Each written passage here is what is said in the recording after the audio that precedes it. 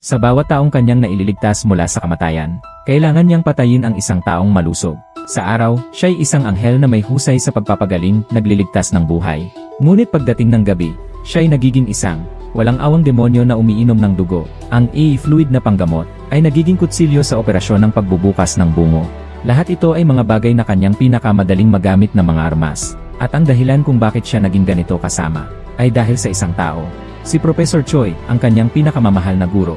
Siya ang unti-unting nagtulak sa dalaga patungo sa kapahamakan. Ang dalaga ay si Seoyo, isang estudyanteng may matinding pagnanais na matuto ng medisina. Lubhang interesado siya sa utak ng tao, hanggang sa puntong naging labis na ang pagkahilig niya rito. Wala siyang mga magulang, at walang pinagkukunan ng pera. Mas pinili pa niyang magkaroon ng napakalaking utang para lang makapag-aral, dahil ang pinakamalaking pangarap niya ay ang makapasok sa piling ng pinakamagaling na eksperto sa bukol sa utak sa Korea, si Professor Choi. At sa pamamagitan ng kanyang walang sawang pagsisikap, sa wakas ay naging isang nangungunang mag-aaral. At natupad ang kanyang hangarin na mapakilala kay Professor Choi. Pagkakita pa lang niya rito ay agad-agad na niya ibinahagi kay Professor Choi ang lahat ng kanyang mga ideya. Kasabay nito ay nagsumamo rin siya kay Professor Choi, na walang pag-aatubiling turuan siya ng lahat ng kanyang kaalaman, sapagkat isinugal niya ang kanyang buong buhay dito. Tunay nga, naantig si Professor Kui sa kanyang pagpupursige at katapatan. Sa bawat operasyon mula noon, siya na mismo ang tatawag sa pangalan ni Shio, at hahayaang makalapit ito upang mas mapag-aralan ang ginagawa. Halos lahat ng kanyang kaalaman ay ibinigay ni Professor Kui, at hindi siya binigo ni Shio, sa loob lamang ng wala pang isang taon. Kaya na ni Shio na mag-opera ng mag-isa. Walang duda na siya na rin ang naging paboritong estudyante ni Professor Kui. Maliwanag ang kinabukasan ni Shio noon. Ngunit isang pagbabago ang bigla siyang itinulak sa bangin. May isang slot sa ospital para makapag-aral sa ibang bansa. Para sa lahat, si Shio ang dapat na mapili. At si Shio naman ay masayang naghahanda na. Ngunit nang mailabas na ang listahan, binibigyan pa nga ng scholarship ang isang hindi kilala, pero anak pala ng mayaman at makapangyarihang negosyante. Biglang nagalit si Shayu. Galit na galit siyang pumasok sa opisina ni Professor Kui para magtanong, bakit mo pinayagang makapag-aral sa ibang bansa ang walang kwentang iyon? At sakto namang nandoon ang mayamang ginang, pero hindi siya nagpakita ng awa. Kinausap niya ang mayamang ginang, sinigawan din ako ng husto. Binili ninyo ang pwesto ko para sa inyong anak. Masyadong magalang kayo para gumawa ng ganyang kababang klaseng bagay. Kalampagin mo si Zhenxiu. Anong nangyari? Ang lakas ng loob mo. Masisisi niyo ba ako? Sila ang kumuha ng mga gamit ko. Kaya naman, dahil sa galit si Professor Kui, sinampal niya ito ng pagkalakas-lakas. Kaya naman napahinto ang lahat ng kanyang schedule sa operasyon. Pero ng araw na yon, sina Professor Kui at ang mga punong siruhano sa ospital ay nasa isang meeting sa labas. Isang biktima ng aksidente sa sasakyan ang nangangailangan ng agarang operasyon sa ulo. Mapanganib ang sitwasyon noon. Wala nang nagawa si Shayu, kundi ang operahan ng pasyente para mailigtas ang buhay nito. Nang makabalik si Professor Kui at makita ang pangyayari, siya ay lubos na nagalit. Iniutos niya kay Shayu na ibaba agad ang scalpel, at umalis na dito. Kalmado at mahinahong ipinaliwanag ni Shayu ang nangyari, at malinaw na sinabi ang tamang paraan ng operasyon. At ngayon, may responsibilidad din siya sa kanyang pasyente. Ngunit hindi inaasahan, nagpumilit pa rin si Professor Kui na paalisin siya. Bitawan mo, akin ang operasyon na ito. Ang pagiging mapangahas ni Professor Kui ay lubos siyang nakapanghina, at bigla na lang niyang kinuha ang isang tube, at sumugod mula sa likuran, at mahigpit na sinakal si Professor Kui. Kung walang umawat noon, siguro ay nasakal na si Professor Kui. Nagalit din si Professor Kui. Nawalan ako ng kontrol sa aking emosyon. At sa harap ng maraming tao, malakas kong sinampal si Shio. Dahil sa sampal na yon, natumba si Shio. At nagwasak din ang aking pagpapahalaga sa sarili. Pero hindi pa tapos doon. Inalis ni Professor Kui ang lisensya ko bilang doktor. Kaya habang buhay na akong hindi makakapasok sa operating room. Para kay Shio na labis na mahilig sa operasyon, walang duda na ito ang magiging dahilan ng kanyang kamatayan. Lumuhod siya sa malakas na ulan at mapagpakumbabang nagmakaawa. Ngunit si Professor Kui ay malamig ang mukha at puso, at hindi man lang nagbigay ng kahit kaunting pag-asa. Pagkatapos ng araw na yon, si Shio ay tuluyan ng bumagsak mula sa kanyang mataas na posisyon, at naging isang ordinaryong tao na walang-wala. Pero hindi siya tumigil sa pag-opera. Sa halip, naging isang underground na eksperto siya sa pag-opera ng tumor sa utak. Iyon ay para sa mga taong hindi makapunta sa mga regular na ospital. Gumagawa siya ng illegal na operasyon. Halimbawa, tulad ng mga wanted na kriminal na sangkot sa pagpatay at pagnanakaw. Kahit walang lisensya sa pagiging doktor, walang isa man sa kanyang mga operasyon ang nabigo. Ngunit ngayong araw na ito, kakatapos lang niyang iligtas ang isang malaking boss sa underworld. May isang nurse naman, Ang palihim na naglagay ng hindi kilalang likido sa gamot ng pasyente. Dati pala, ang nurse na ito ay nagtrabaho rin sa isang ospital kasama si Xiaoyu. Alam na alam niya ang nangyari sa pagitan niya at ni Professor Hui. At alam na alam din niya na wala itong lisensya para sa illegal na operasyon. Buti na lang at pampatulog lang ang iniksyon niya. Pero ginamit niya ito para pagbantaan si Xiaoyu. Kaya niyang palaging ipahamak ang kanyang mga pasyente. Kung illegal ang operasyon niya at may mamatay, habang buhay siyang makukulong. Kaya humingi ng malaking halaga ang nurse kay Xiaoyu para manahimik. Para naman sa kaligtasan mo, napakayabang niya, pero hindi niya alam na may nasagasaan na siyang hindi niya dapat sagasaan. Tama ka. Ligtas. Ang kaligtasan ang dapat na unang-una. Agad na pumayag si Xiaoyu. Ipapasok niya ang pera sa bodega mamaya. Nang makita ng nurse ang makapal na mga perang iyon, agad siyang nasasabik na binilang iyon. Ngunit bigla, sinakal siya ni Xiaoyu gamit ang e-tube. Walang bahid ng pagkatakot ang mukha niya. Para bang nag-enjoy pa siya. Malinaw na hindi na ito ang unang beses niyang pumatay. Pagkatapos, inilagay niya ang mga perang iyon sa kahon ng donasyon. Sa pananaw niya kasi, ang paglilinis sa lipunan ng mga basura ay isang mabuting gawain. Pagkatapos, tinulungan siya ng kanyang assistant na itago ang bangkay. Ang assistant niya ay isa ring pasyente na kanyang nailigtas. Dahil walang perang pambayad sa gamot, kaya lagi na lang siyang katulong ni Siyok. Duwag siya at mahiyain. Lagi niyang sinasabi kay Siyok na huwag pumatay. Tumutulong naman siya sa paglilinis ng kalat. Maliban sa iligal na operasyon, mayroon ding isang legal na klinika si Seo, at lagi niyang tinutulungan ang mga matatandang ulila at walang asawa ng libre.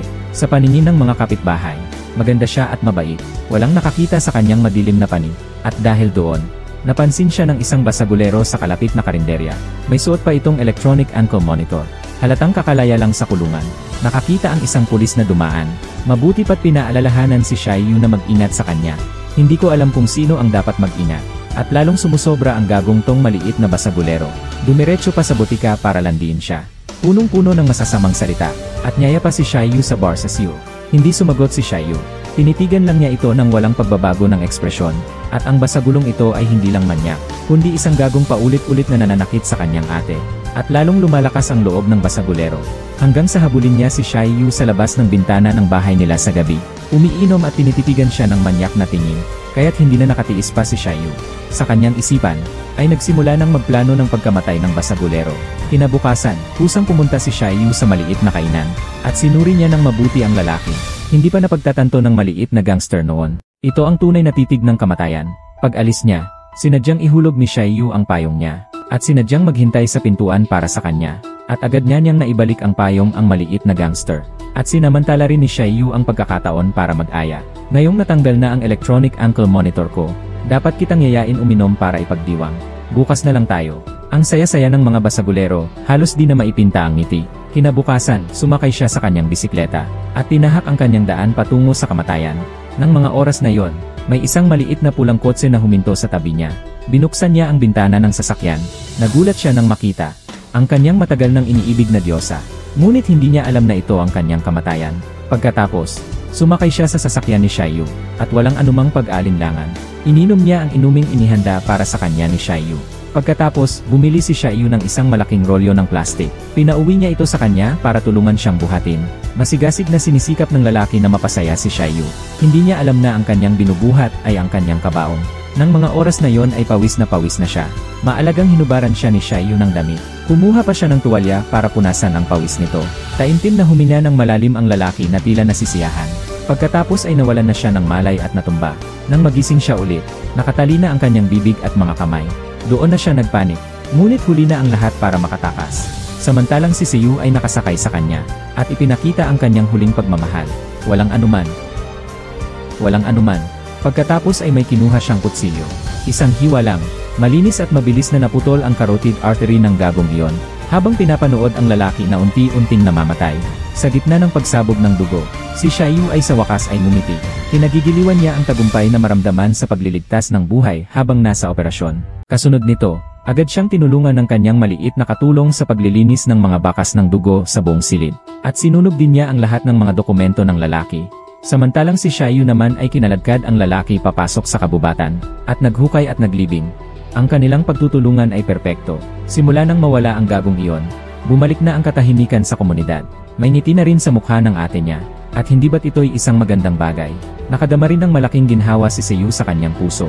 Ngunit di nagtagal, Dumating ang isang di inaasahang bisita, at muling sinira ang payapang buhay ni Siyu. Si Professor Choi, ang guro na siyang sumira sa kanya. Parang nawala na ang dating kayabangan ni Professor Kui. At mabait pa niyang binilhan si Siyu ng cake na gusto nito. Walang usok kung walang apoy. Ang pagpunta pala ni Professor Kui ay may hihingi pala siya kay Siyu. May cancer pala sa utak si Professor Kui. Mabuti na lang at nasa umpisa pa. Ang problema lang ay nasa napakahirap na pwesto ang tumor. At alam niyang si Siyu lang ang makakapag-opera. Kasi, lagi siyang palihim na sinusubaybayan ang bawat operasyon ni Siyu. Alam niya na ang galing nito ay patuloy na umuunlad. Nang marinig niya ang mga salitang iyon, napakatinding pagtawa ang naramdaman ni Siyu. Gusto na niyang patayin ito. Paano niya ito liligtas? Lalo pat siya ang dahilan kung bakit nawala ang lisensya niya bilang doktor.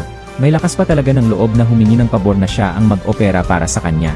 Tungkol sa nangyari noon, ni isang paumanhin ay hindi binitiwan ni Professor Kui. Bagkus ay inutusan pa niya si Siyu na parang isang guro.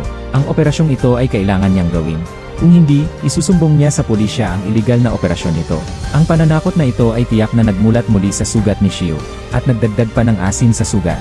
Labis siyang nagalit. Ginagawa mo ang lahat para sirain ako. Nakuha mo na ang gusto mo. Gusto mo pa bang subukan ulit? Kung gusto mong operahan ako, putulin na lang ang mga kamay ko. Putulin mo.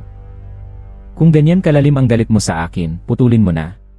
Si Professor Kui na hindi makapagsalita. Kailangan ko na lang umalis ng tahimik. Ang malas naman, pagkalabas niya ng pinto ay bigla siyang inatake. Nagmamadali niyang inabot ang gamot sa kanyang bag. Pero aksidenteng nahulog sa sahig. Pinilit niyang abutin yon, pero dumaan si Xiaoyu sa tabi niya. At sinipa pa ang bote ng gamot. Napakasarkastikong eksena nito. Ang dating kaaway na kanyang pinakiusapan noon sa ulan habang nakaluhod, ay ngayon ay nakahandusay na sa kanyang paanan, hamak at kawawa. At ngayong pagkakataon, wala man lang siyang awa kay Siyu. Dinurog niya ng husto ang napakahalagang gamot nito. Nang aasar siyang dumapi, pinakawalan niya ang sama ng loob na kanyang pinigilan sa loob ng 4 na taon. Napakasarap ng pakiramdam. Hanggang sa dumating ang assistant niya saka lang siya napahinto. Nahilo rin si Professor Kui at nawalan ng malay. Mabuti na lang at tinawagan ng assistant niya ang ambulansya. Kung hindi, malamang namatay na si Professor Kui sa mismong pintuan ng bahay ni Siyu. Pero hindi pa alam ni Siyu yon. Malapit na siyang magsisi sa desisyon niya ngayon. Kinabukasan, bigla na lang isinara ang klinika ng pamilya ni Siyu. Halata naman kung sino ang may gawa. Galit na tumawag siya. Ngunit si Professor Choi ay hindi nagtago ng anumang bagay. Sa halip ay sinabihan siya. Kung gusto niyang matanggal ang pagbabawal, pumunta siya sa Busan para hanapin ito. Si Seoyuk ay nagpupumilit na pigilan ang kanyang galit. Gusto niyang makita kung ano ba talaga ang gusto ni Professor Choi. Samantala, si Professor Choi ay papunta sa Busan para sa pagdalo sa pinaka-prestihiyosong awarding ceremony sa larangan ng medisina. Siya ay 9 na taon ng sunod-sunod na kinikilalang medical luminary. At ang pagkapanalo niya ngayong taon ng pinakamataas na parangal ay hindi na dapat pagdudahan pa. Malinaw na siya rin ang pinaka-pinagtuunan ng pansin sa buong venue. Ngunit habang siya ay lalong sumisikat, lalo namang lumalaki ang inggit at galit ni Xiaoyu sa kanyang puso. Subalit habang nasa kubeta si Xiaoyu, nangyayari ang isang bagay. Hindi sinasadya kong narinig ang usapan ng ilang reporter. Doon ko nalaman sa kanila na ang tagapag-organisa ng award ceremony na si Ida ay lubhang nag-aalala dahil sa anak niyang may brain tumor. Dahil napakabata pa ng bata, walang nangahas na operahan siya. Ngayon, marahil si Professor Kui na lang ang may pag-asang mailigtas siya. Narinig niya ang usapan nila. Si Siyu ay puno ng sigla. Alam na niya ang pagkakataon para gumanti kay Professor Kui. Agad niyang nakita ang organizer, si Ida. Dati siyang nakilala kay Professor Kui. Nagkita na sila noon. Dumiretso na sa punto si Siyu. Pinaplay niya ang video ng isang magkaparehong kaso. Ito ang operasyon na personal niyang ginawa. 2 taon lang ang tanda ng pasyente sa anak niya. Maraming malalaking ospital ang tumanggi noon na gamutin siya. Pero ngayon, isang malusog at masiglang bata na siya. Nangako si Siyu na kaya niyang iligtas ang anak niya. Agad na naakit si Yichan sa kanyang matapang na plano at husay. At agad na tinanong si Siyu kung ano ang gusto niya. Ngunit ayaw ni Xiaoyu ng kahit isang sentimo. Ang tanging hinihingi niya ay ang hindi makuha ni Professor Kui ang pinakamataas na parangal ngayong taon. Ang pagbagsak niya ang pinakamalaking tagumpay para sa kanya. Ngunit nang marinig niya ang mga salitang ito, biglang nagbago ang mukha ni Ida. Agad niya itong pinalaya sa silid. Kinabukasan, dahil sa pagpupumilit, si Xiaoyu ay muling nagtanong. Sabi ni Ida, ang taong hindi nirerespeto ang sarili niyang guro, ay tiyak na hindi maganda ang ugali. At lalong hindi ko ipagkakatiwala ang aking anak sa isang hamak na tao na gaya niya. Naisip ni Shui, tiyak na nabigo ang kanyang plano. Ngunit hindi niya inaasahan na ng gabing iyon, si Ida mismo ang lumapit sa kanya. At nagbago ang kanyang pakikitungo. Pumayag na siyang operahan ng anak niya. Pero kung mabigo, malulubi siya ng husto. Hindi pa nagsisink in kay Xiaoyu ang nangyari. Nag-impect na siya at sumakay sa pribadong eroplano, papuntang isla. Pagdating niya, handa na ang operating room. At si Xiaoyu naman ay may kumpiyansa. Binabati ang batang lalaking kritikal ang kalagayan. Habang isinasagawa ang operasyon, nagsimula na rin ang awarding ceremony. Sa simula ay maayos naman ang lahat. Ngunit dahil sa sobrang nipis ng mga ugat bigla, nag-iba ang vital signs ng bata. Magmadali sa paghahanda ng pang-stop bleed. Doktor, hanggat maaari dagdagan pa ang cotton. Opo. Hindi na namin mapigilan ang pagdurugo. Tahiin na natin siya at ilipat sa lead. Nagpanik na ang lahat. Pagpasok ni Ida, nakita niya ang maraming dugo sa sahig. Natulala rin siya sa takot. Nabigo ang operasyon. Ibig sabihin, hindi na magigising pa ang anak ko. Ngunit si Keshiu ay nanatiling kalmado sa gitna ng panganib. Hindi niya pinansin ang kanyang paligid. Ang kanyang scalpel ay hindi tumigil kahit saglit. Kinapos siya ng oras at nakipagkarera sa panahon. Samantala, sa seremonya ng paggawad ng parangal, bigla ang pinalitan ang nanalo. Si Professor Kui ay nakakagulat na hindi nanalo. Ang parangal ay ibinigay sa isang doktor na hindi maihahambing sa kanya. Tumahimik ang buong paligid. Parang lahat ng ito ay hindi kapani-paniwala. O si Professor Kui mismo ang unang pumalakpak, at nabasag ang nakakahiyang katahimikan. Nang mga sandaling iyon, si Xiu ay nakabalik na galing sa bansang Hapon, at mayabang siyang nakatingin sa kanya. Ang totoo ay nagtagumpay ang operasyon. Umuwi siya para lang pagtawanan si Professor Kui. At sabik na ipakita kay Professor Kui. Akala niya ay magagalit o sisigawan siya ni Professor Kui. Ngunit si Professor Kui ay napakakalma. Sa halip, si Xiaoyu ay medyo nalungkot, at hindi pa niya alam kung magtatagumpay siya. Sa pag-opera sa anak ni Chen, lahat ay dahil sa tulong ni Professor Kui. Noong isang araw pala sa salu-salo, sinabi ni Ida kay Professor Kui ang totoo, at tinanong kung mapagkakatiwalaan ba si Xiaoyu bilang doktor. At alam ni Professor Kui na ang kondisyon niya ay makakasama sa kanya. Ngunit sinabi niya, tutulungan ko siyang makapasa. Tingnan mo ang mga gunggong na iyon. Ang mga walang kwentang iyon ay nagmamalaki. Mas magaling siya kaysa sa kanila na 10 katao. Hindi, mas malakas siya kaysa sa kanila na pinagsama-sama. Dahil si Xiaoyu ay hindi nag-aalinlangan sa operasyon. Wala siyang iniisip na pagkabigo, ni minsan man lang. At hindi nga siya nabigo. Ni minsan. Sa tingin ko dapat niyo siyang bigyan ng pagkakataon. Ang mga salitang iyan ni Professor Kui ang tuluyang nagpawi sa pag-aalinlangan ni Ida. At ang tagumpay ni Xiu sa pagkakataong ito ay lalong nagpatibay kay Professor Kui, na siya lang ang angkop sa kanyang operasyon. Ngunit di nagtagal, dumating ang problema kay Xiu, na isapubliko pa rin ang kanyang iligal na operasyon. May isang middleman pala na namamagitan kay Xiu. Sa mga pasyente at sa pulisya, 3 panig. Kumikita siya, at sabay na nagbibigay ng impormasyon sa pulisya para maprotektahan ang sarili. Ang video noon ni Xiaoyu na nag-opera para sa isang leader ng sindikato, ay ipinagkanulo rin siya nito. Pinuntahan pa nga ng pulisya si Professor Kui gamit ang video na ito, para matulungan silang hanapin ang doktor na yon. At nakilala agad ni Professor Kui na si Xiaoyu ang gumawa noon, pero hindi siya nagsabi ng totoo sa pulisya. Ngunit ngayon, natagpuan na rin ng pulisya ang pinagdalhan ng iligal na operasyon na yon. Si Kapitan Layang, matalik na kaibigan ni Professor Kui ng maraming taon, kaya't hiniling niya ang tulong ni Professor Kui sa pagsisiyasat, bagamat malinis na ang pinangyarihan. Ngunit ang matalas na pang-amoy ng aso ay nakaamoy pa rin ng kakaiba sa likod bundok. Binuksan ng pulisya ang lupaing iyon na gumalaw, at ang isang bangkay na mahigpit na nakabalot sa plastik, ay biglang sumalubong sa kanilang paningin, at iyon nga ang bangkay ng maliit na nurse. Mukhang hindi na lang basta illegal na operasyon ang problema ngayon. Parang may naisip na si Professor Kui, dahil nakita na niya ang kakila-kilabot ni Xiu. Pero ang ikinagulat niya ay, kinabukasan, si Xiu ay biglang sumulpot sa pinangyarihan ng krimen. At parang walang nangyari pang nakipaglaro pa sa aso ng pulis. Napatanong pa nga ang mga pulis, kung bakit ganoon na lamang ka-friendly sa kanya ang aso. Marami siyang alaga na aso. Ganun po ba? Anong uri po ng aso ang alagan nyo? Rottweiler. Rottweiler. Ang sabi nila, napaka-agresibo raw nila. Napaka-cute nila. At hindi pa alam ng pulis na yon ngayon. Mamamatay na raw siya dahil sa usapang ito. Madali ang hinila ni Professor Kui si Xiu sa gilid. Galit na galit siyang sinaway dahil sa pagiging parang baliw nito. Parang baliw na pumatay. Dahil kung mahuli si Xiu ngayon, hindi na matutuloy ang operasyon niya. Akala ni Xiu para sa paghihiganti ito dahil sa pagkasira ng paggawad niya ng parangal kaya nakipagtulungan sa pulis. Ngunit mas lalo pa siyang nagalit. Nagkaaway silang dalawa at hindi maganda ang pagtatapos. Pero nakita ng hepe ng mga kriminal ang pagkikita nilang dalawa. Kinilala ni Kapitan Layang na dating estudyante yon ni Professor Kui, pero hindi na niya gaanong pinansin. Ngunit agad na nagkaroon ng bagong detalye ang kaso. Sa pamamagitan ng autopsy, Natagpuan ng forensic expert ang balahibo ng aso sa damit ng nurse. Hindi pa natin alam kung anong uri ito ng aso. Wala namang alaga ang biktima. Kung hindi ako nagkakamali, iniwan to ng salarin. Pero ang batang pulis, wala man lang kaalam-alam. Ipinakita niya ang ebidensya kay Professor Kui. Tapos, kinausap niya ang batang pulis kinagabihan. May nilagay na siyang kung ano sa seradura ng pinto. At pagkatapos, binigyan niya ito ng panyo na handa na niya. May katanungan din po pala ako noon.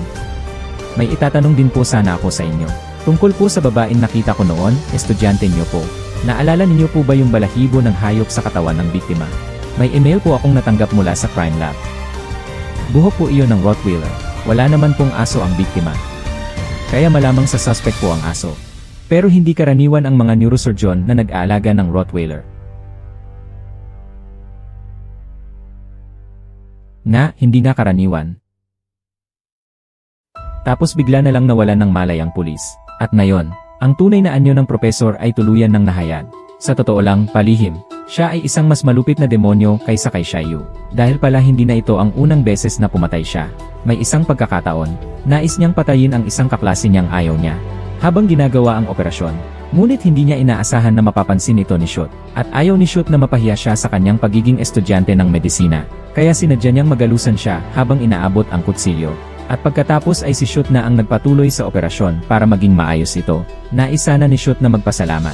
Ngunit hindi inaasahan na dahil dito ay nagkaroon ng distansya sa kanya si Professor Kui. Dahil nahuli siya ng kanyang paboritong estudyante, na siya ay may balak pumatay. Napakakahiya naman itong pangyayari. Kaya naman sinikap niyang palayasin si Xiu.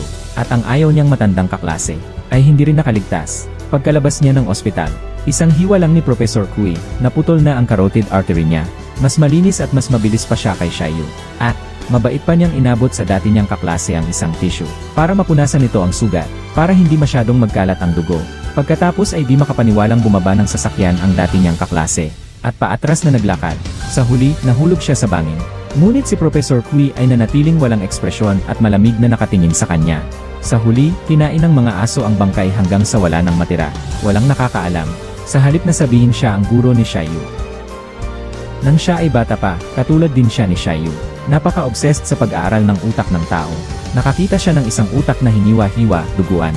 Halata sa mukha niya ang di mapigilang tuwa. Kaya nang makita niya si Xiaoyu, para bang nakita niya ang sarili niya noong bata pa siya.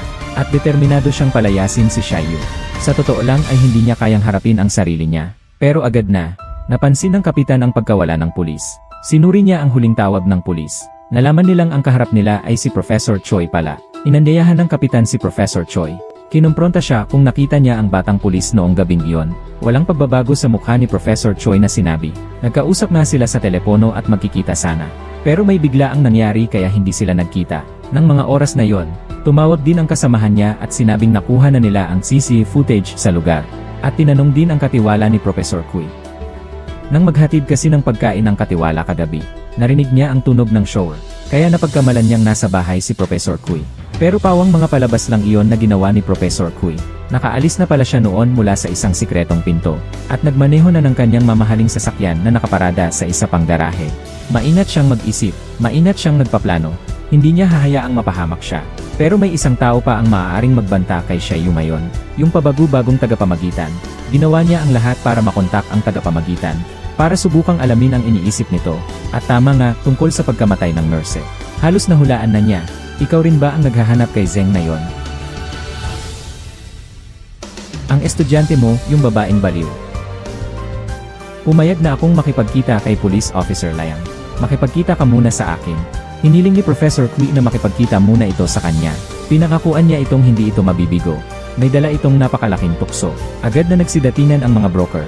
Iminungkahi ni Professor Kui na mayroon siyang isang malaking kliyente na nangangailangan ng isang lihim na operasyon, at nais niya itong tulungan upang hanapin si Xiaoyu, upang maging kanyang katulong, at ang kapalit naman niya, ay syempre, higit pa sa 10 beses na operasyon. Tunay ngang nabighani ang tagapamagitan. Nang tumawag ulit ang pulisya, nagsimula na siyang umiwas.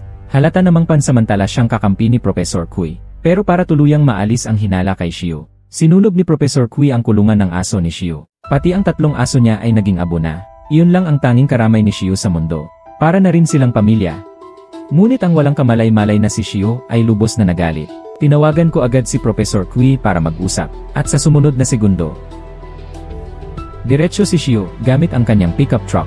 bumangga sa mamahaling sasakyan ni Professor Kui. Pero hindi pa siya nakontento. Pinaurong niya ang sasakyan, at pinadyak ulit ang gas, bumangga ng pagkalakas-lakas.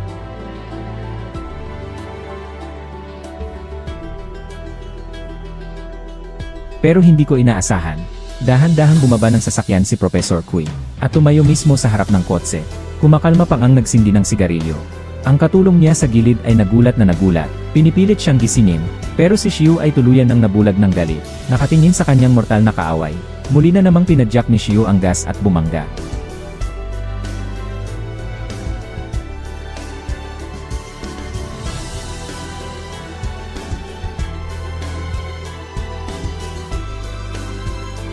Sa huli, hindi pa rin nagawa ni Xiu na gawin yon. Lubog siya sa kalungkutan dahil sa pagkamatay ng aso niya. Matagal siyang hindi makamove on, para bang nawalan na siya ng lahat sa mundo. Unang beses siyang umiyak nang dahil sa sobrang sama ng loob. Ngunit ng mga sandaling iyon, dumating ang agent. May bagong alok ito. Alam na ni Kuseok ang pagiging dalawahan niya, at ayaw na niyang makipag-ugnayan pa sa kanya. Pero ang malas na naman, ang pinagkakautangan niya ng malaking halaga para sa pag-aaral niya sa kolehiyo ay siya rin. Ngayon, dahil sa tubo, umabot na ito sa 100 milyong won. Kaya hindi na niya kayang magdesisyon kung gagawa siya o hindi. Pero hindi niya alam na, ang doktor na makakasama niya ay ang kanyang guro pala. Huli na para magsisi si Xiaoyu ngayon. Ito ang pagtutulungan ng magguro at mag-aaral matapos ang 4 na taon. Isang matagal nang inaasam na pakikipagtulungan. Sumakay sila sa isang malaking barko. Ipapadala nila ang barko sa karagatang bukas. Lihim nilang gagawin ang operasyon sa bukol sa utak. Dahil ang pasyente ay ang pinakamataas na pinuno ng isang sekta, anumang kilos ay hindi dapat maipalabas sa publiko. Habang papalayo ng papalayo ang barko, hindi niya kayang itapon sa dagat ang kwelyo ng aso. Bilang pamamaalam, gusto niyang gawin yon bilang pamamaalam. Ngunit habang nalulungkot siya, biglang dumating si Professor Kui na hindi naman angkop sa sitwasyon. Hindi maintindihan ni Xiu. Mayaman naman siya, bakit mo gagawin ang ganitong operasyon? Pero si Professor Kui ay may mapang-uyam na ekspresyon sa mukha nang sabihin niya, gusto kong makita kung ano ba talaga ang ginagawa mo. Anong klaseng mababang uri ng grupo ba ang iyong kinakasama? Mababang uri ng grupo. Galit ka pa rin ba dahil sa aso? Sabi ko na nga ba, pinaghihinalaan ka na ng pulis. Nagkamali ka ng malaki at inayos ko ang gulo. Dapat mong pasalamatan ako. Maaari ko naman sanang itago yon sa ibang lugar. Pero sinunog mo sila ng buhay. Ilang aso lang naman yon. Huwag kang Ang pagwawalang bahala at kawalang damdamin ni Professor Kui. Muling sumabog ang galit ni Xiaoyu, at agad na kinuha ang isang payong, at malakas na ipinukpok sa mukha ni Professor Kui.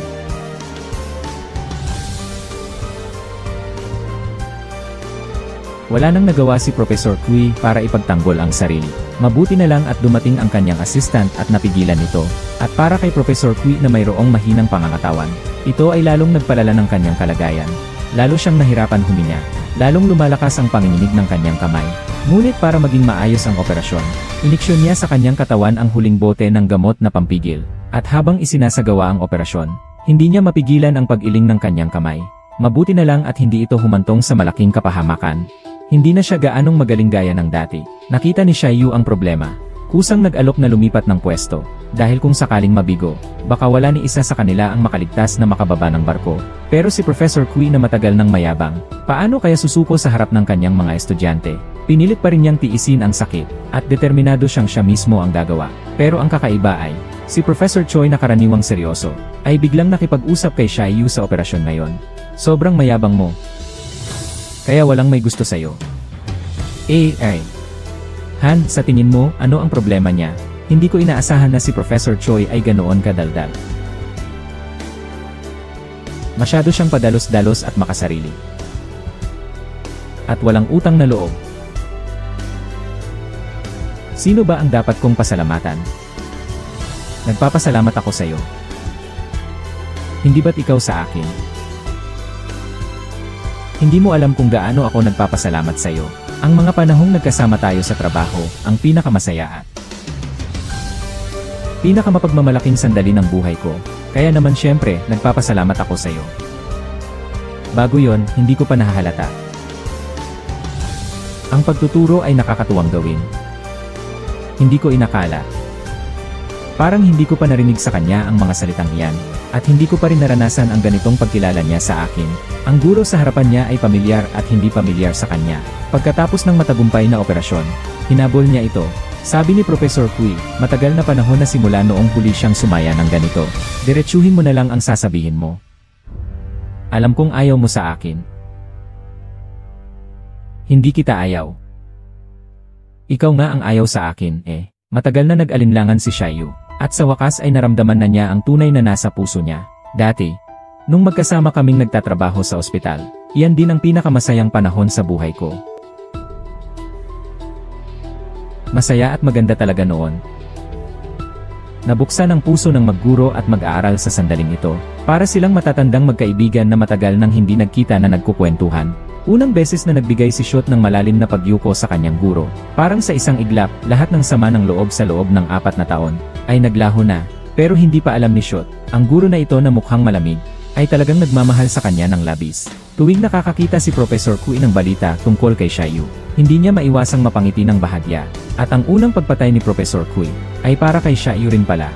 Noong panahong iyon, ang matandang kaklase ay nagkagusto sa husay sa medisina ni Xiaoyu. Balak niyang dalhin ito sa ibang bansa para makapag-aral sa kolehiyo, para gamitin si Siyok bilang instrumento sa pagpapayaman, at ang mga taong lalapit sa kanya. Sa huli mababaliw o masisira, pero ang kanyang maingat na inalagaan na estudyante, paano niya hahayaang sirain ito ng lalaking iyon? Kaya noon, hindi niya binigay kay Siyok ang slot. Sa katunayan, paraan iyon ng pagprotekta niya rito.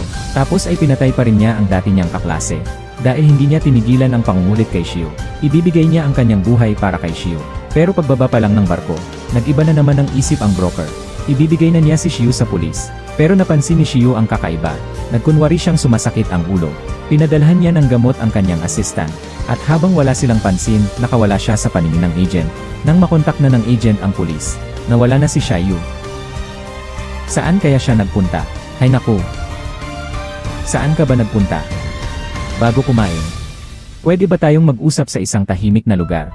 Nakaisip na ng masama si Xiaoyu sa oras na ito. Naguguluhan ang broker. At sinenyasan ang mga pulis sa likuran niya na sumunod agad. Pero ng mga oras na yon, tumanggap ng tawag si Xiaoyu mula sa dating kasamahan. Sinabing ang cancer sa utak ni Professor Kui ay nasa huling yugto na. Kung hindi na operahan, hindi higit sa 1 buwan ang itatagal niya. Hindi pa nag-sink in kay Xiaoyu. Ang isang pamilyar na figura ay dumaan sa tabi niya. At pagkatapos ay pumasok sa eskinita na nakayakap sa balikat ng agent. Nang lingunin niya, ang agent ay nakayuko na, at hindi makatayo ng tuwid. At ang guro sa tabi niya ay buong lakas na hinihila siya. Tinitigan niya ang mga bakas ng dugo sa lupa, at ang dalawang figurang nawala sa dilim. Nang mga sandaling iyon, naunawaan na ni Siyok ang lahat. Ang kanyang guro, na labis niyang kinamumuhian, ay palihim pala siyang pinoprotektahan. Inaalis nito ang lahat ng banta sa kanya. Palapit na ng palapit ang mga pulis. Kaya dali-daling hinila siya ng kanyang assistant. Pagkatapos, nakatanggap ulit si Xiaoyu ng text message mula sa guro, na nag-uutos sa kanya na kunin ang susi ng sasakyan sa itinakdang lugar. Handa na pala ang sasakyan para sa kanya ng guro. At maraming pera, para makatakas na siya agad. Pero ngayon, hindi na iniisip ni Xiaoyu ang kanyang buhay o kamatayan. Nagdesisyon siyang operahan ang guro. Pinaghanap niya sa kaibigan ang operating room. Plano niyang sabihin sa guro kapag handa na ang lahat. Pero hindi niya inaasahan ang malaking kaguluhan na dulot ng pagkamatay ng broker. Dahil napakakamangha ng paraan ng kanyang pagkamatay. Isang maliit na scalpel ang ginamit ng mamamatay tao, na tumusok ng eksakto sa kanyang pali sa pagitan ng mga tadyang, na naging dahilan ng pagdurugo sa tiyan. Hindi nito agad-agad na ikakamatay ang biktima, at magdudulot ng atensyon. O kaya naman ay mawawalan agad ito ng malay dahil sa pagkawala ng dugo. May malay pa ang biktima. Kaya nakakalakad o kaya naman ay kaya pang alalayan.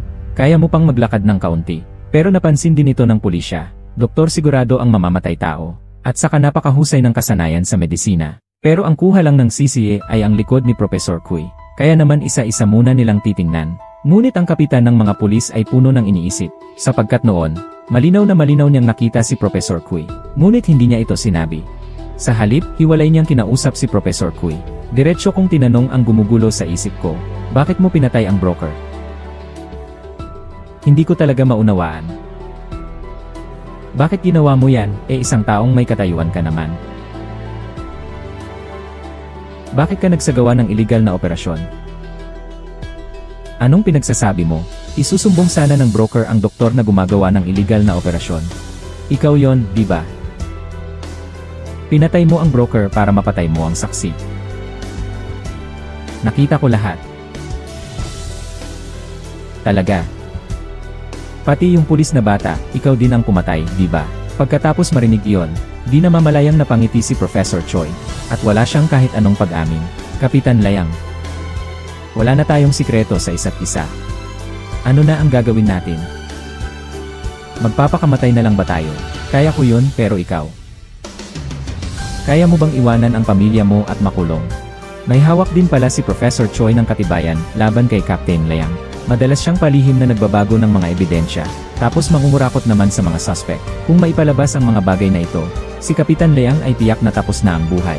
Wala ba siyang kahit anong pag-asa? Pagbalik niya, paulit-ulit na pinanood ni Kapitan Layang ang CCTV footage.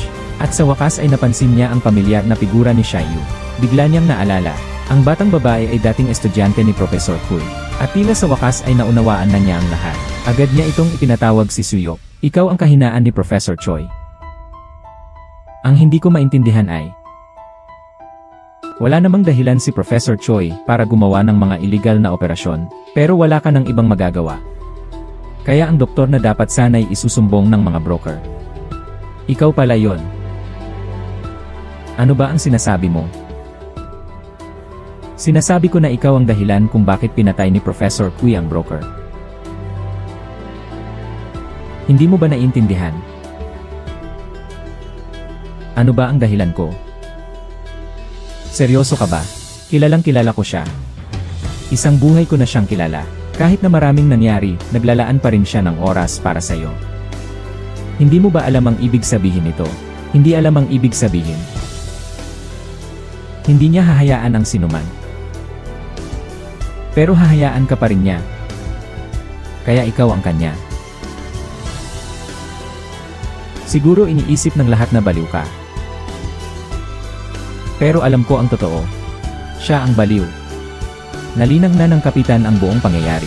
Ngunit wala namang ebidensya, kaya naman kailangan muna niyang palayain si Xiaoyu.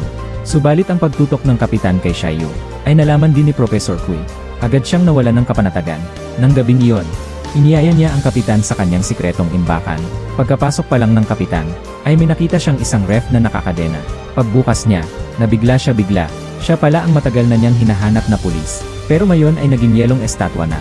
At si Professor Choi ay unti-unting nagpakita sa dilim. Hindi lang niya inamin ang pagpatay niya. Inamin niyang siya ang pumatay sa mga pulis na tagapag-ugnay. Pati ang nurse, siya rin ang pumatay. At sinabi rin niyang siya ang may sala sa iligal na operasyon. At tinanggap niya ang lahat ng kasalanan. Ang sabi niya, ang trabaho niya sa ospital ay nakakasawa. Ginawa niya iyon para maghanap ng excitement. Inalis niya si Xiaoyu sa lahat ng iyon. Kanyang sinagip ang lahat ng sisi. Ano nang gusto mong mangyari? Ituloy mo ang investigasyon mo. Ulihin mo ako. Samantala, nakahanap na si Xiaoyu ng operating room. At sinabihan na si Professor Kui tungkol sa oras ng operasyon. Pero noong araw ng operasyon, hindi pa rin dumarating si Professor Kui. Isang kaibigan ni Professor Kui ang nagsabi nito. Matyaga niyang hinihingi na isang buwan pa ang operasyon. Pero hindi ba't isang buwan na lang ang natitira sa kanya? Kung sakaling maghintay pa, kahit Diyos na ang umampon sa kanya, ay hindi na siya masasagip. At ito mismo ang gusto ni Professor Kui. Layunin niyang palubhain ang kanyang karamdaman bago ang operasyon. Dahil gusto niyang matapos ang kanyang buhay sa mesa ng operasyon. Sa totoo lang, bago pa niya makita si Suyok ay alam na niya, na isang operasyon ito na siguradong hindi magtatagumpay. At pinilit niya pa rin si Suyok ang maging pangunahing siruhano niya.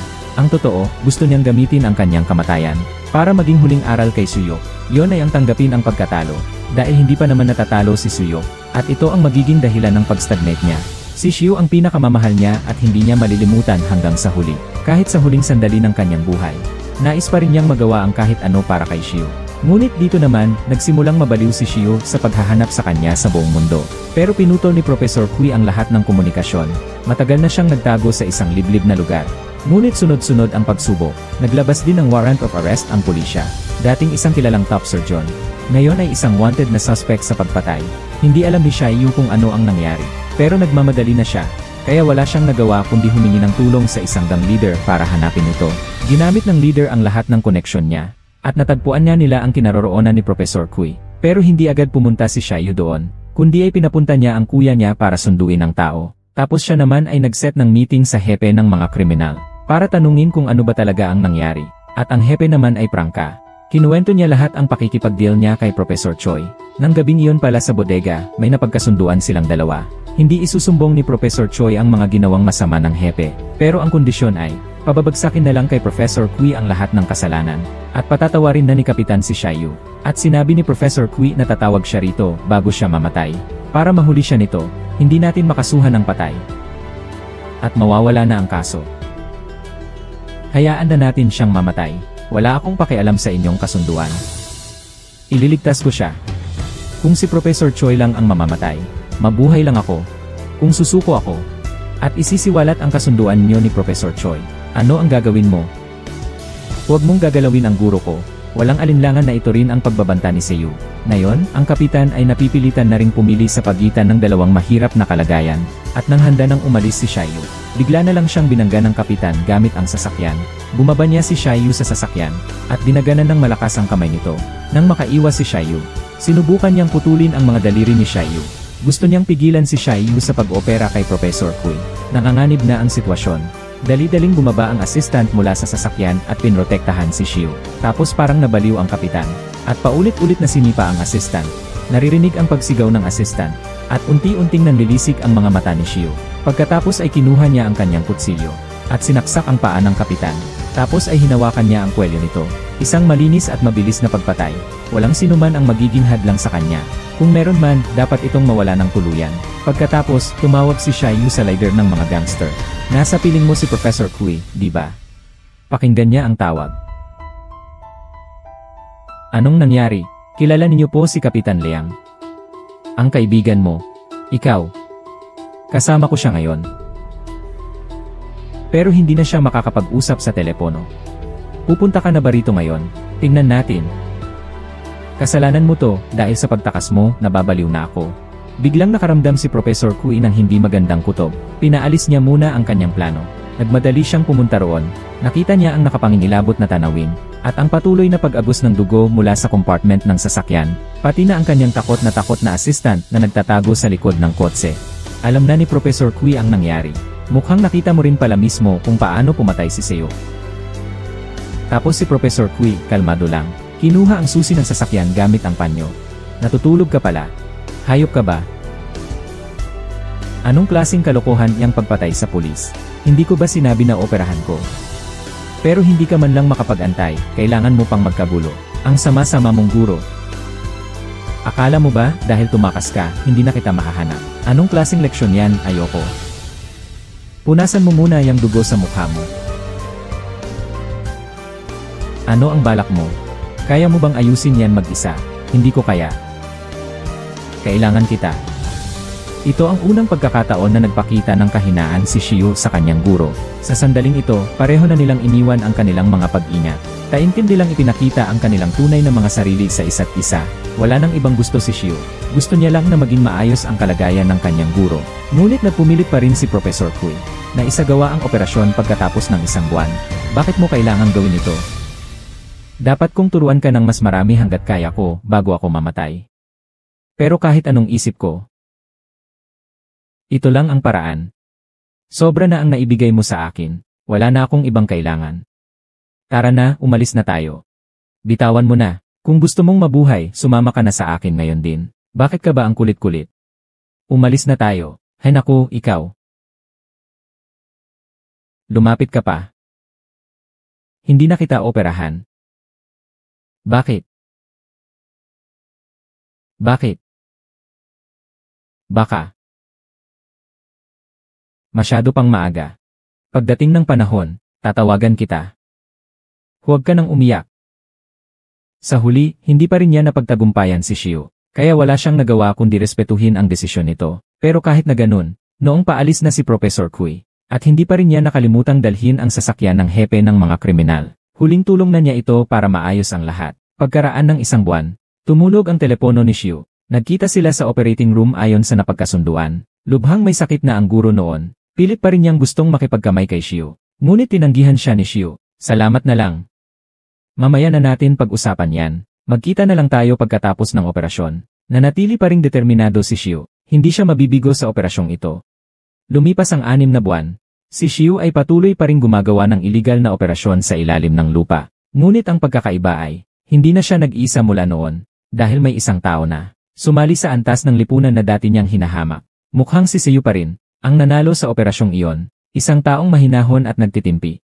at isa namang bugnutin at determinado. Dalawang magkasalungat na tila hindi magkakasundo. Ang totoo niyan, ito ay isang pagtatagpo ng dalawang taong magkapareho ang dalas sa magkaibang panahon. Nakita ni Professor Kui sa katauhan ni Xiaoyu, ang kanyang sarili noong kabataan. Mapusok, pabigla-bigla, ngunit napakatalino at profesional. Gusto niyang gabayan si Xiaoyu gamit ang kanyang karanasan para mabawasan ang mga paghihirap nito. Ngunit minamaliit niya ang pagiging matigas ang ulo ni Xiaoyu. Sa halip, sa gitna ng mapusok na tunggalian na ito, tinanggap na nila ng buong puso ang kanilang pagiging kakaiba. At ang mga aso ni Xiaoyu, hindi naman sila namatay. Ipinagkatiwala lang ni Professor Kui sa kaibigan niya. Dahil ang mga bagay na itinuturing ni Xiaoyu na kayamanan, ay kayamanan nga niya.